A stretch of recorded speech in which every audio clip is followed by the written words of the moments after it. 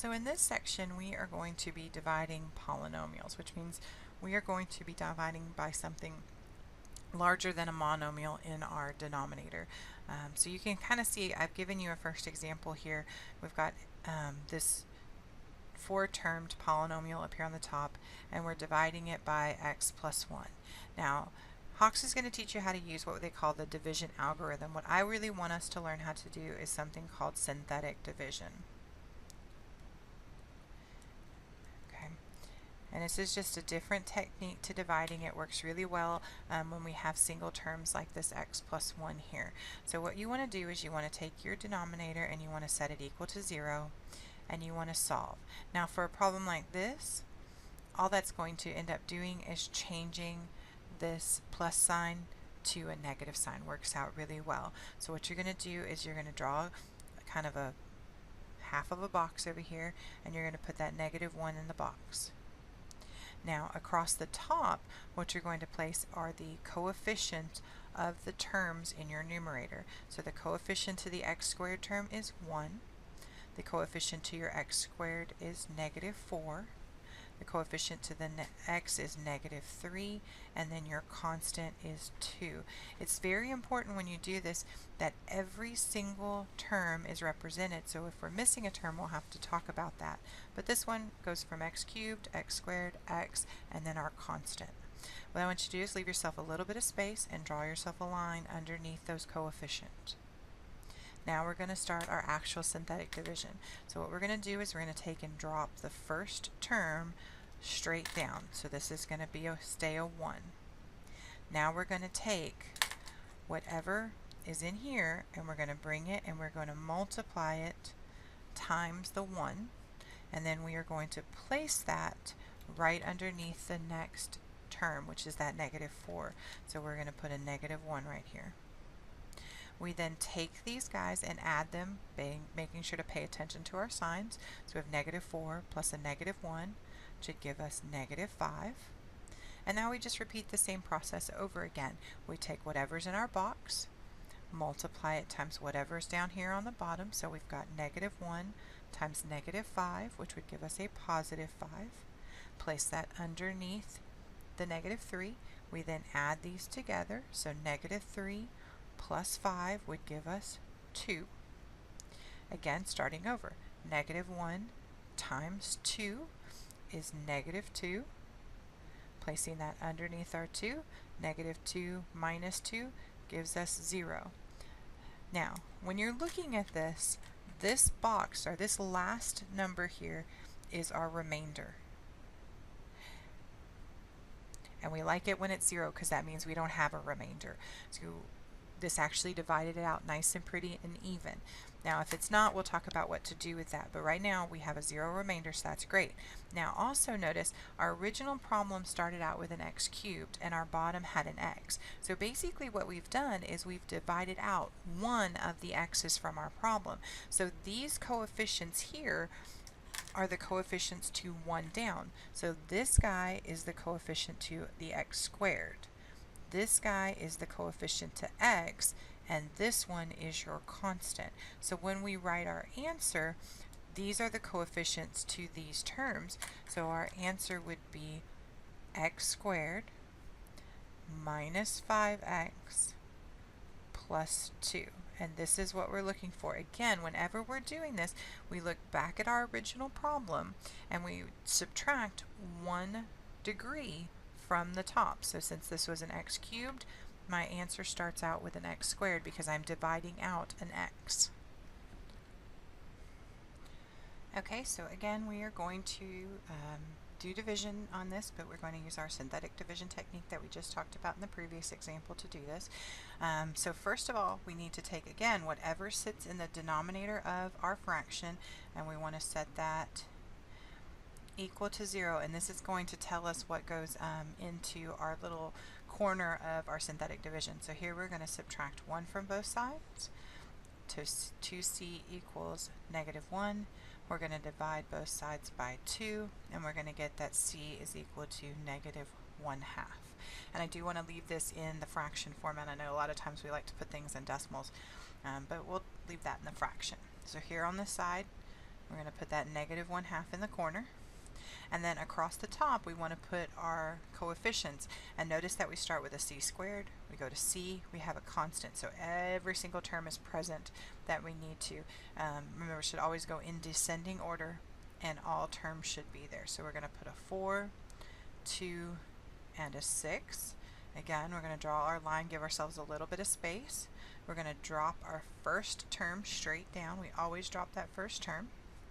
And then we're going to do negative 1/2 times 4, which is basically dividing 4 by 2. When you multiply by half, it's the same thing as dividing by 2. So 4 divided by 2 would give us 2, which would give us negative 2. So 2 times negative 2 would give us 0. And then negative 1/2 times 0, well, that's still 0, so that's 0. And 6 plus 0 is 6. So this statement, this term right here, that's your remainder. Okay, so when we write this answer, again, the same thing we talked about just a second ago, our terminology, our first term up here was c squared, so this is going to be your c term. This is going to be your constant, which in our case is going to be 0, so we don't really need to worry too much about it. And again, this is going to be our remainder. So when we write our answer, we're going to have 4c plus, and now when we do our remainder, it's kind of like when you do your remainder when you're dividing just regular numbers, you know, if we get a net remainder of 1/2 or something like that.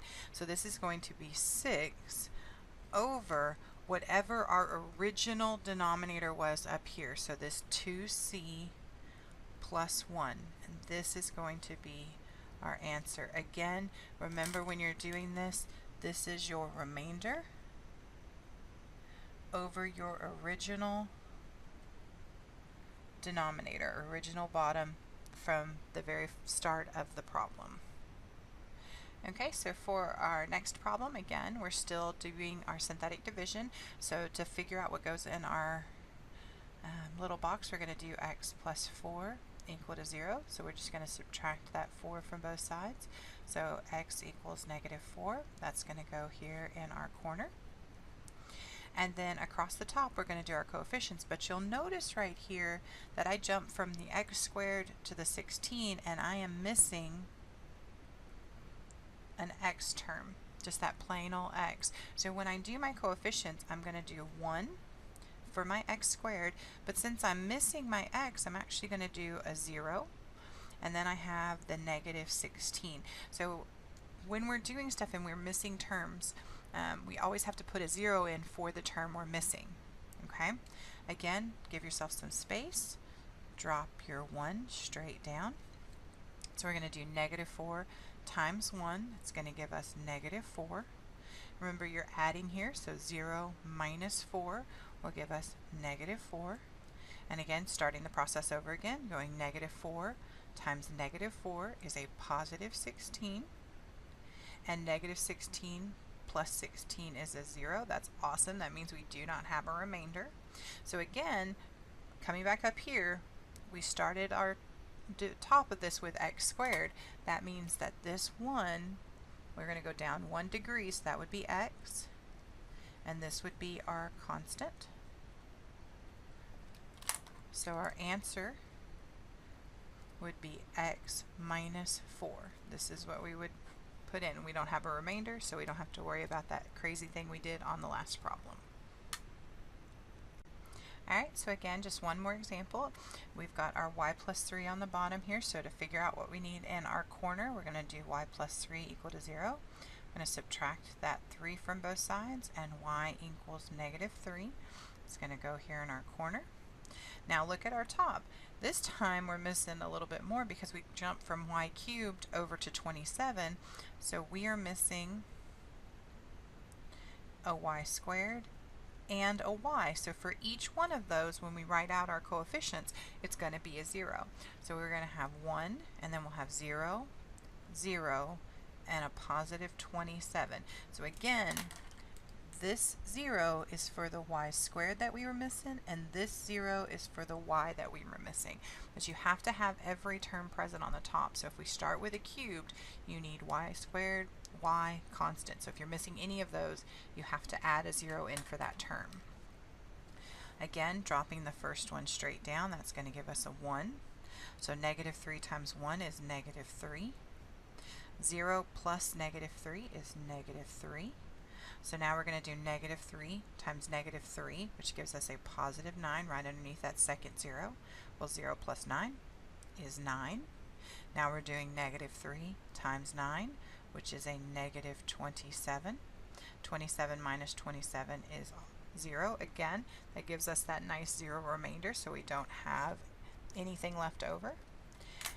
And again, when this starts off with a y cubed, that means that this is going to go down 1 degree, so it's y squared. This guy is y, and this guy is your constant, or just your number. So when we do our answer, it's going to be y squared minus 3y plus 9, and that's our answer.